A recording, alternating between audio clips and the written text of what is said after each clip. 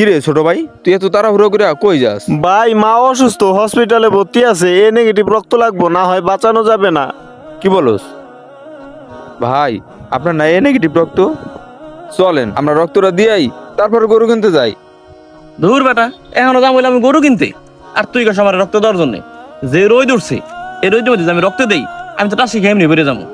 আমার দরকার জানে ভাই, চল গরু কিনতে হইব। কালকে ঈদ, আজকে যে এমনি হোক গরু কিনতে হইব। তুই আগে চল। রক্ত দিলে শরীর তো অসুস্থ হয় না, কিছু হবে না ভাই, চলেন।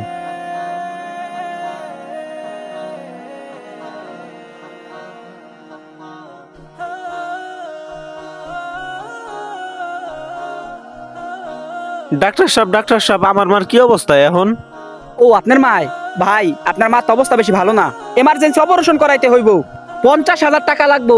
আপনি 1 ঘন্টার ভিতরে আমাদের ক্যাশে 50,000 টাকা জমা দেন, না হলে আপনার মায়ের কোনোভাবে বাঁচানো সম্ভব না। ঠিক আছে ভাই?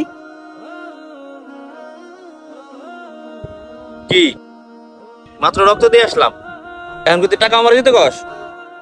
ভাই আপনি ঠিকই ধরছেন, টাকাটা আমি আপনারই দিতে কমু। আপনি কোরবানি কেন দিবেন? আল্লাহকে রাজি খুশি করানোর জন্য দিবেন। আর সেখান থেকে 50,000 টাকা শুধু আর মা চিকিৎসার জন্য দিবেন। আর 50,000 টাকা দিলে ছেলেটার মাটা বাচ্চা যায়। আর ভাই এটাও কিন্তু এক ধরনের কোরবানি। আপনি দিবেন ভাই, চলেন। চল।